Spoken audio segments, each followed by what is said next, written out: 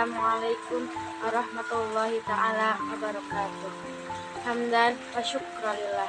Nahmaduhu wa nasta'inu wa nastaghfiruh wa na'udzu billahi min syururi anfusina wa min sayyiati a'malina. May yahdihillahu fala mudhillalah wa may yudlil fala hadiyalah. Asyhadu an la ilaha illallah wahdahu la syarikalah wa asyhadu anna Muhammadan abduhu wa rasuluh. Amma ba'du.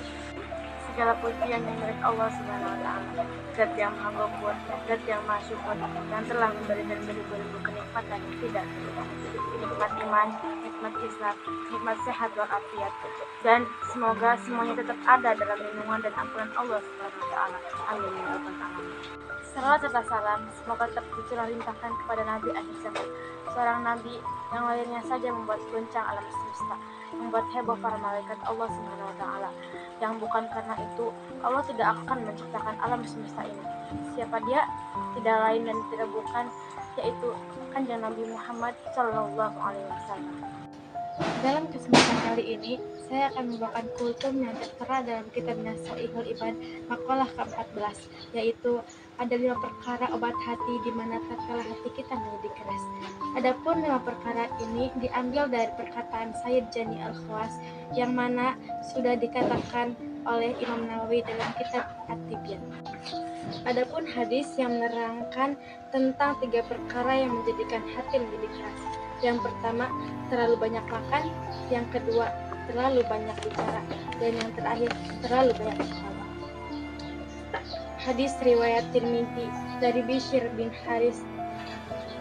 Adapun sebagian para ulama ada yang menambahkan dari 5 perkara tersebut yang menjadikan obat hati di mana tatkala hati kita menjadi keras.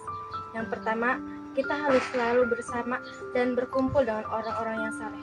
Contohnya seperti menghadiri tempat-tempat pengajian, menjauhi perlakuan dan perkataan yang jelek, dan menjauhi orang-orang yang berbuat dosa.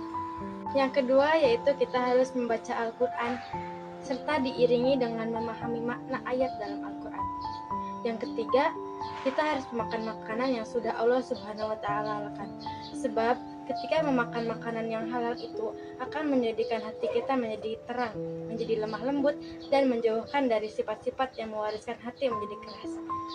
Yang keempat yaitu bangun di waktu malam hari dan melakukan sholat sunat di mana tatkala sudah bangun tidur. Contohnya seperti melakukan sholat sunat tahajud, sholat sunat hajat, dan yang lain sebagainya. Yang kelima yaitu tadarru'un, yang mana rendah diri sebelum mendatangnya waktu subuh. Sesungguhnya bangun sebelum salat subuh lalu memperbanyak berdoa kepada Allah Subhanahu wa taala, dan seandainya di waktu subuh itu waktunya datang cahaya hati. Yang keenam yaitu memperbanyak istighfar dan mengingat kematian. Berziarah kubur sambil berpikir kepada tingkah yang ada di dalam kubur, atau kita menghadiri orang yang sedang sekali bermaut. Bisa kita simpulkan bahwa obat hati di mana tatkala hati kita menjadi keras yaitu ada 6. Yang pertama, kita harus selalu bersama dengan orang-orang yang soleh. Yang kedua, kita harus membaca Al-Quran. Yang ketiga, kita harus makan makanan yang halal. Yang keempat, bangun di waktu malam hari. Yang kelima, kita harus bersifat rendah diri. Dan yang terakhir, memperbanyak istighfar. Sekian dari saya. Jika ada kesalahan, itu murni dari diri saya sendiri. Sesungguhnya kebenaran hanya milik Allah Subhanahu wa taala. Billahi taufiq wal hidayah. Wassalamualaikum warahmatullahi wabarakatuh.